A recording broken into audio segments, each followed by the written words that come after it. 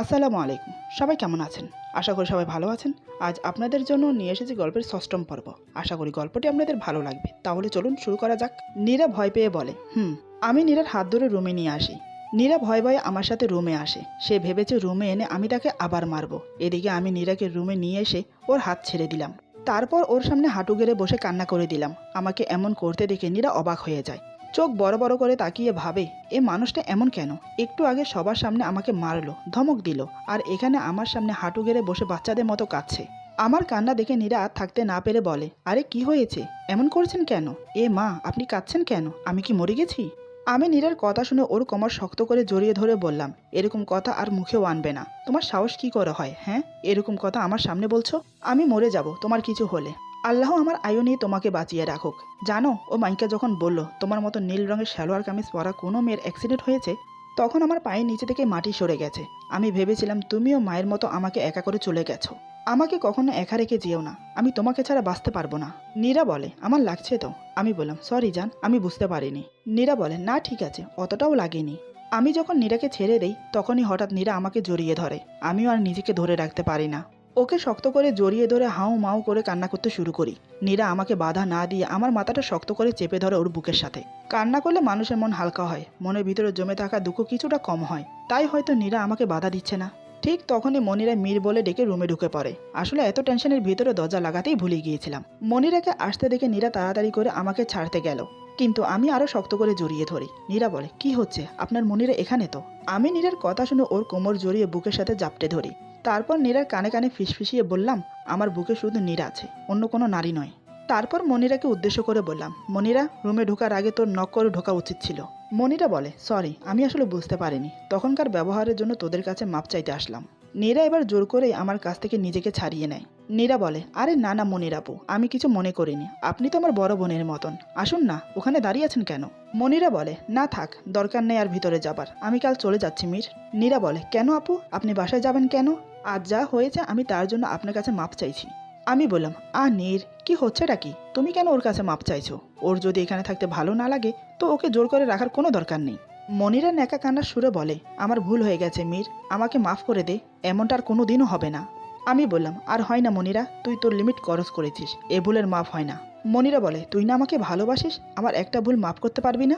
নীরা বলে, আপনি একটু বেশি বেশি করছেন। আপু বলছে তো ওনার ভুল হয়ে গেছে, প্লিজ সব ভুলে যান, প্লিজ প্লিজ প্লিজ। আমি বললাম, ঠিক আছে, আজ তোমার জন্য ওকে মাফ করলাম, কিন্তু এ ভুল যেন আর না হয়। তিশা বলে, আপু ভাইয়া ভাবি চলো খাবে, মামুনি বসে আছে। নীরা আমাকে বলে, আমার না খুব খিদে লেগেছে, চলেন না সবাই একসাথে খেয়ে নেই।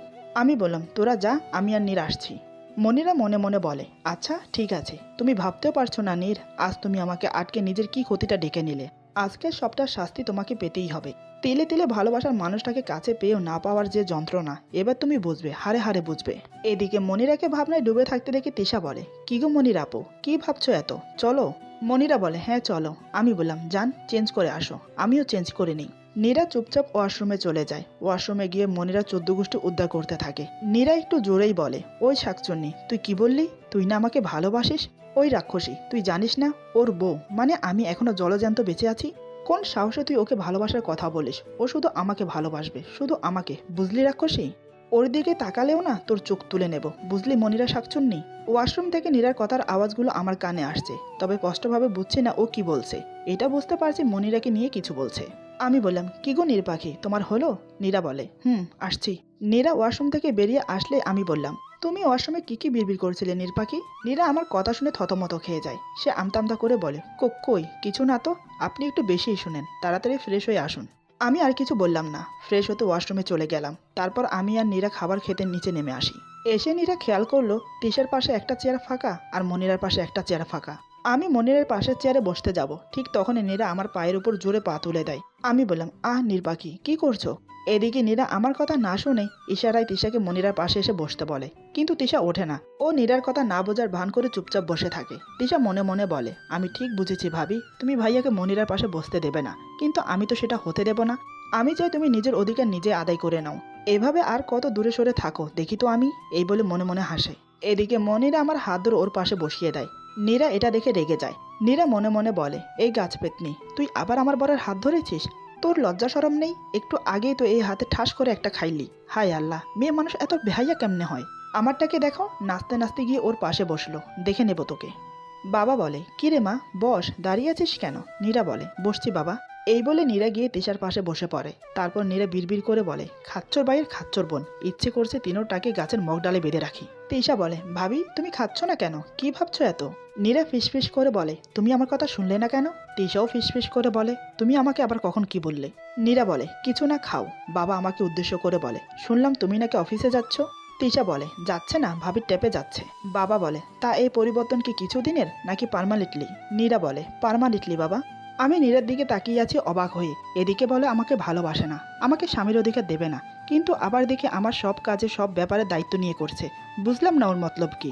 আমি বললাম, পার্মানেন্টলি। বাবা বলে, তাহলে হাল যখন ধরলি ভালো করেই ধর, আমি একটু বাঁচি। তুই বরং ধানমন্ডি আর সাভারের বিজনেস দুটো দেখাশোনা কর, আমি বাকি সব সামলে নিচ্ছি। আমি বললাম, ঠিক আছে বাবা।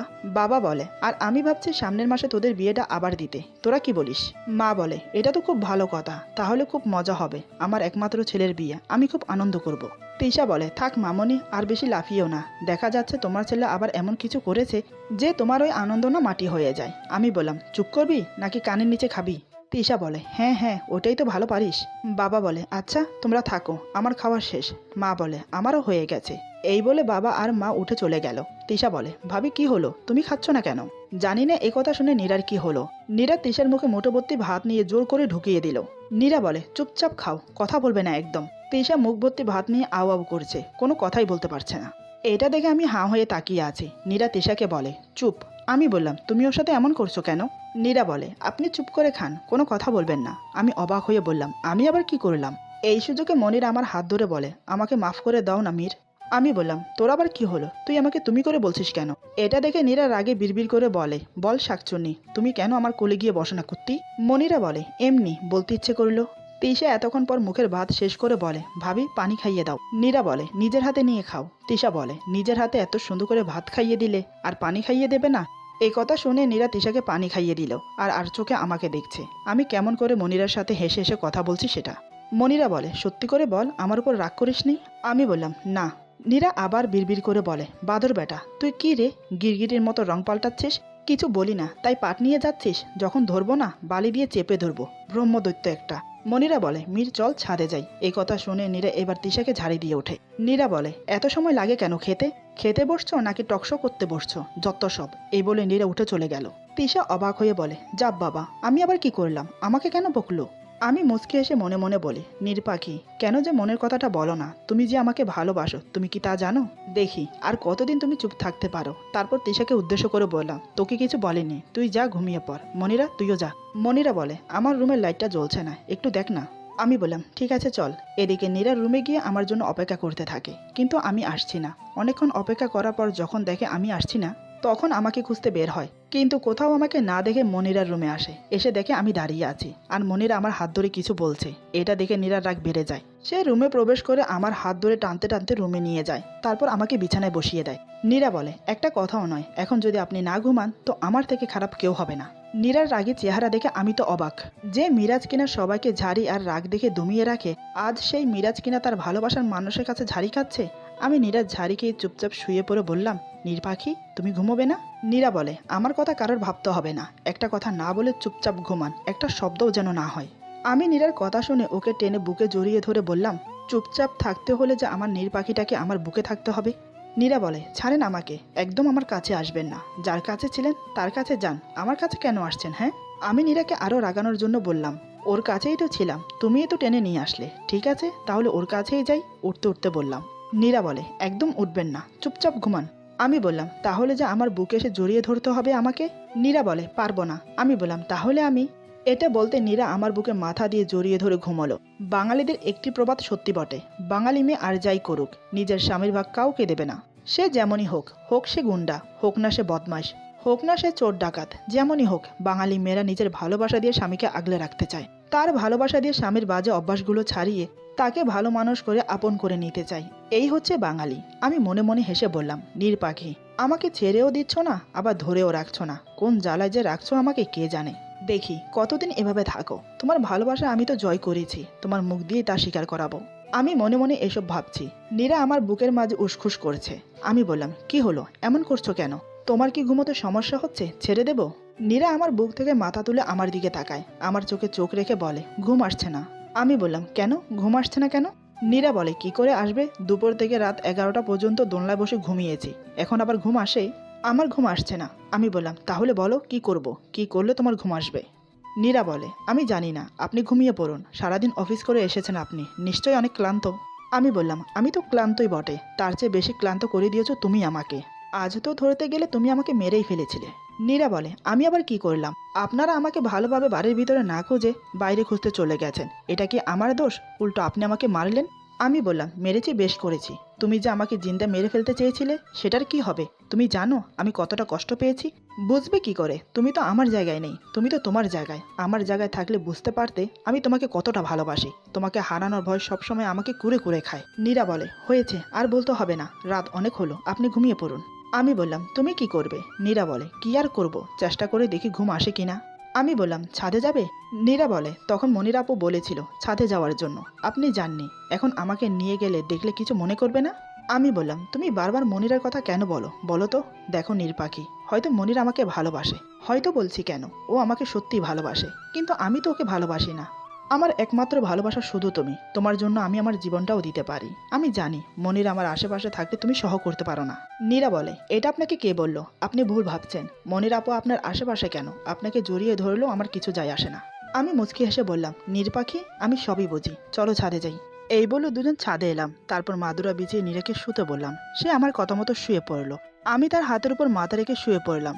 শুয়ে আমি নীরাকে জড়িয়ে ধরলাম, আমার মুখ নীরার বুকে। আমার মুখের গরম নিঃশ্বাস নীরার বুকে পড়ছে, তাতে নীরা ছটপট করছে। এত নড়াচড়াতে আমার ঘুমোতে অসুবিধা হচ্ছে। আমি মুখ তুলে বললাম, এমন করছো কেন নীরপাখি, আমার ঘুমোতে অসুবিধা হচ্ছে। নীরা আমার দিকে তাকিয়ে বিড়বিড় করে বলে, তোর ঘুমোতে অসুবিধা হচ্ছে, আর আমার কি যে হচ্ছে তুই সেটাও বুঝতে পারছিস না, বোকা ছেলে একটা। নীরা বলে, না মানে এভাবে ঘুমালে কেমন কেমন যেন লাগে। আমি ভুরু কুঁচকে বললাম, কেমন লাগছে মতলব, কেমন লাগছে বলো? নীরা বলে, আমি জানি না, আপনি একটা কাজ করেন, হাত টান টান করুন, আমি আপনার হাতের উপর ঘুমোবো। আমি বুঝেও না বোঝার ভান করে বললাম, ঠিক আছে আসো। ওকে বুঝতে দিলাম না, আমি অনুভব করতে পারছি ওর কি হয়েছে। নীরা এসে আমার বুকে ঘুমায়, আমি ওকে শক্ত করে বুকের মাঝে জড়িয়ে নিলাম। আমি বললাম, এখন ঠিক আছে নীরপাখি? নীরা বলে, হুম। আমি বললাম, একটু কিস করি তোমাকে? নীরা বলে, এর আগে আমাকে কিস করতে কি আমার অনুমতি নিয়েছিলেন কখনো? নিজের ইচ্ছে যখন খুশি তখন কিস করেছেন, সবার সামনে জড়িয়ে ধরেছেন, এমনকি বকা দিয়েছেন, মারতেও পিছুপা হননি, তখন কি আমার অনুমতি নিয়েছেন? আমি তো আপনার কাছে সরকারি, যখন তখন যা ইচ্ছে করতে পারেন, আমি বাধা দেওয়ার কে বলুন তো? কিন্তু আজ হঠাৎ অনুমতি চাচ্ছেন কেন, মানে কি বুঝলাম না। আমি মনে মনে বললাম, কিস চাওয়াতে এতগুলো কথা শুনতে হলো, কোন দুঃখে যে বলতে গেলাম কিস করি তোমাকে। আমি বললাম, আচ্ছা একটা কথা বলো তো, এই যে আমি তোমাকে জড়িয়ে ধরি, কিস করি, তোমাকে মারি, তুমি আমাকে বাধা দাও না কেন? নীরা বলে, সেটা আপনি খুব ভালো করেই জানেন আমি কেন বাধা দেই না।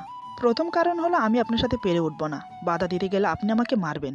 জীবনে কোনোদিন আমার মা বাবা আমার গায়ে হাত তোলেনি। যদিও কোনো ভুল করি, হয়তো বকাশকা করেছি, এতটুকুই যা। আর এখন ভুল করলেও মার খেতে হয়, না করলেও মার খেতে হয়, কি করব, হয়তো এটাই আমার কপাল। আপনার যখন ইচ্ছে আমাকে কিস করার, তো আপনি করুন না, আমি আপনাকে বাধা দেব না, তবে একটু দম নেওয়ার সুযোগ করে দেবেন প্লিজ, তা না হলে আমি হাঁপিয়ে উঠি। এই বলে আমার বুকে আবার মুখ গুজে দেয়। ওর কথাগুলো শুনে আমার খুব খারাপ লাগলো। ও তো মিথ্যে কিছু বলছে না, কেন যে কথায় কথায় আমার মাথাটা গরম হয়ে যায় আমি নিজেও জানি না। আমি আর নীরাকে কিস করলাম না। আমি বললাম, থাক, লাগবে না। এই বলে ওকে বুকের সাথে শক্ত করে জড়িয়ে ধরে ঘুমানোর চেষ্টা করলাম। নীরা বলে, কেন, কি হলো আবার, এই তো বললেন কিস করবেন। আমি বললাম, থাক না, আমি কিস করলে যখন তোমার এত সমস্যা, তাহলে থাক, আমার লাগবে না। নীরা বলে, লাগবে না বললেই হলো নাকি, নিশ্চয়ই আমি কথাগুলো বলাতে, তা না হলে তো এতক্ষণে ডুবিয়ে দিতেন আমার ঠোঁটে ঠোঁট। আমি বললাম, আহ নীরপাখি, শুধু শুধু কথা বাড়াচ্ছ কেন, বললাম তো আমার লাগবে না, এখন ঘুমানোর চেষ্টা করো তো। এই বলে ওর মাথাটা আমার বুকের সাথে চেপে ধরলাম। আমার কথা শুনে রাগ উঠে গেল নীরার। আমার বুকের মাঝে থেকেই বিড়বিড় করে বলে, নিজেকে কি মনে করো, লাট সাহেব নাকি রাজকুমার? গুন্ডার মতো চলো, গুন্ডার মতো রাগ দেখাও, আবার গুন্ডার মতো আমাকে শাসন করো, যখন যাইছে তাই করো, আবার তাই বলো, নিজে বলে আবার নিজেই রাগ করো, মানে কি এসবের? আমি বললাম, নীরপাখি, কি এত বিড়বিড় করছো সেই কখন থেকে, ঘুমাও না। এই কথা শুনে নীরার কি হলো জানি না, হঠাৎ নীরা জোর করে নিজেকে ছাড়িয়ে আমার মাথার চুল মুঠি করে ধরে দু হাতে, তারপর আমার ঠোঁটে ঠোঁট চেপে ধরে, কিস করতে করতে একসময় আমার ঠোঁটে কামড়ে ধরে। আমি সাথে সাথে ওর মাথা চেপে ধরি, ঠোঁটের কামড় আরো ধীরে ধীরে গভীর হতে লাগলো। আমি ব্যথার তোয়াক্কা না করে নীরাকে আরো শক্ত করে জড়িয়ে ধরি। নীরার সেদিকে কোনো খেয়ালই নেই। এভাবে বেশ কিছুক্ষণ কেটে গেল। নীরা নিজে থেকেই আমাকে ছেড়ে দিল। ততক্ষণে আমার ঠোঁট কেটে রক্ত ঝরছে। চাঁদের আলোতে সেটা স্পষ্ট দেখতে পারছে নীরা। আমার ঠোঁটে হাত বুলিয়ে বলে, আই এম সো সরি। এই বলে হাত দিয়ে রক্ত পুছে দিল। আরেকটা কথা, আমি কিন্তু আপনাকে ভালোবাসি না, শুধুমাত্র আপনার চাওয়াটা পূরণ করে দিলাম।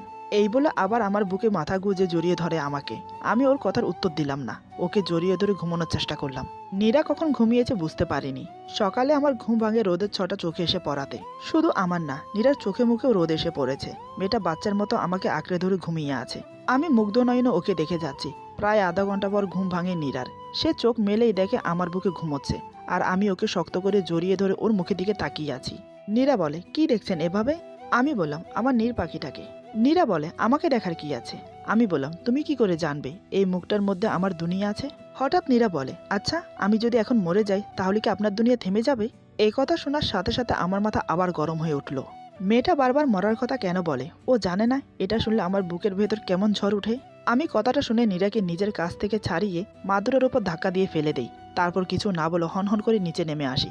এসে ওয়াশরুমে চলে গেলাম। নীরা আমার চলে যাওয়ার দিকে তাকিয়ে থেকে বলে, আরে এটা কি হলো? এই সামান্য কথা এত রাগ করার কি হলো?